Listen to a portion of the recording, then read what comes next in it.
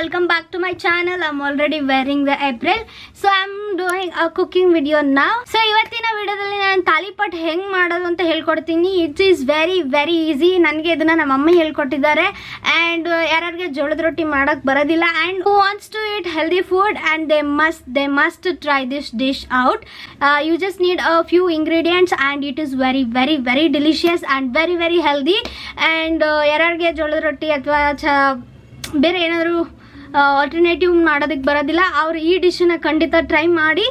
ಹಾಗೆ if you try it please comment in the comment section and also like this video if you like this video. Subscribe to my channel, turn on the bell notification right next to it so that you'll notified whenever I come up with a new video.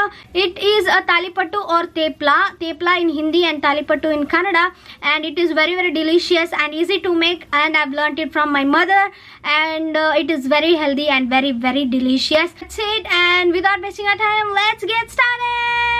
So ಇವಾಗ ತಾಲಿಪಟ್ಟು ಮಾಡೋದಕ್ಕೆ first ರಾಗಿ ಹಿಟ್ಟು ಹಾಕೊಳ್ತಾ ಇದ್ದೀನಿ. ರಾಗಿ ಹಿಟ್ಟು ನೀವು ನೋಡ್ಬೋದು, ಅಂದಾಜು ಇಬ್ಬರಿಗೆ ಎಷ್ಟು ಬೇಕು, 3 ಜನಕ್ಕೆ ಎಷ್ಟು ಬೇಕೋ ಅಷ್ಟು ಹಾಕೊಳ್ಬೋದು. ನಾನು ಇವಾಗ 4 to 5 ಟೇಬಲ್ ಸ್ಪೂನ್ ಹಾಕ್ತಾ ಇದ್ದೀನಿ. ಹಾಗೆ ಅಕ್ಕಿ ಹಿಟ್ಟು ಹಾಕ್ತಾ ಇದ್ದೀನಿ. Same proportion 4 to 5 table spoon ಹಾಕಬೇಕು. ಇದ್ರ ಮೇಲೆ ಏನಾದರೂ ಬೇಕಂದರೆ ಗೋಧಿ ಹಿಟ್ಟು ಕೂಡ ಹಾಕೋಬೋದು, ಜೋಳದ ಹಿಟ್ಟು ಹಾಕೋಬೋದು, ಬಟ್ ನಾನು ಇದೆರಡೇ ಹಿಟ್ಟು ಹಾಕೊಳ್ತಾ ಇದ್ದೀನಿ. ಸೊ ಇವಾಗ ರುಬ್ಕೊಳ್ಳೋಣ. ಸೊ ರುಬ್ಕೊಳ್ಳೋದಕ್ಕೆ ginger garlic paste, chillies 4 to 5 chillies ಸಾಕು. ಅದು ಖಾರ ಇದ್ದರೆ ಇನ್ನೂ ಕಡಿಮೆ ಮಾಡಿ, ಜಾಸ್ತಿ ಖಾರ ಇಲ್ಲ ಅಂತಂದರೆ 4 to 5 chillies is enough. And also ಅದಕ್ಕೆ ಕೊರಿಯಾಂಡರ್ ಕೂಡ ಹಾಕಿ, lots of coriander, so it will taste really good.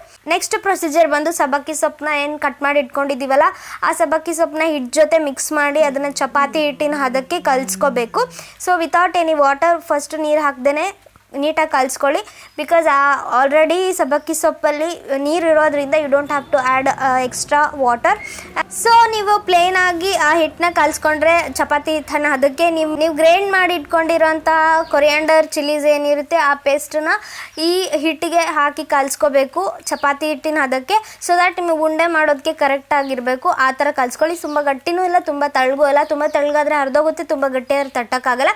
So ಅದು ಮೀಡಿಯಮ್ ಆಗಿರಬೇಕು. ಸೊ ಈ ರೀತಿ ಚಪಾತಿ ಹಿಟ್ಟಿನ ಅದಕ್ಕೆ ಕಲಿಸ್ಕೋಬೇಕು. ಸೊ ಈ ಥರ ಮಾಡಿದ್ರೆ ನಿಮಗೆ ಉದ್ದಕ್ಕಾಗಲಿ ಅಥವಾ ತಟ್ಟಕ್ಕಾಗಲಿ ಕ್ಲೀನಾಗಿ ಆಗುತ್ತೆ.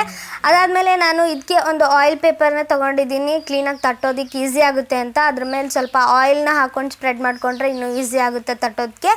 ಸೊ ಇವಾಗ ನಾನು ಕೈನ ಯೂಸ್ ಮಾಡಿಕೊಂಡು ಆಯಿಲ್ ಪೇಪರ್ ಮೇಲೆ ತಾಲಿಪಟ್ಟನ್ನ ಮಾಡ್ತಾ ಇದ್ದೀನಿ. ಸೊ ಇದೇ ರೀತಿ ಮಾಡಬೇಕಾಗುತ್ತೆ ತಾಲಿಪಟ್ಟನ್ನ. ಶೇಪ್ ಡಿಫ್ರೆಂಟಾಗಿ ಬಂದಿರ್ಬೋದು, ಬಟ್ ಟೇಸ್ಟ್ ಸೂಪರ್ ಆಗಿರುತ್ತೆ. ಸೊ ನೀವು ಟ್ರೈ ಮಾಡಿ. ಅಕಸ್ಮಾತ್ ಟ್ರೈ ಮಾಡಿದ್ರೆ ಖಂಡಿತ ಕಾಮೆಂಟ್ ಸೆಕ್ಷನಲ್ಲಿ ಕಾಮೆಂಟ್ ಮಾಡಿ ತಿಳಿಸಿ. ಹಾಗೆ ನಿಮ್ಗೆ ಇಷ್ಟ ಆಯಿತು ಅಂತಂದರೆ ಒಂದು ಲೈಕ್ ಮಾಡಿ, ಸಬ್ಸ್ಕ್ರೈಬ್ ಮಾಡಿ. ಹಾಗೆ don't forget to share with your friends. Until the next video, bye.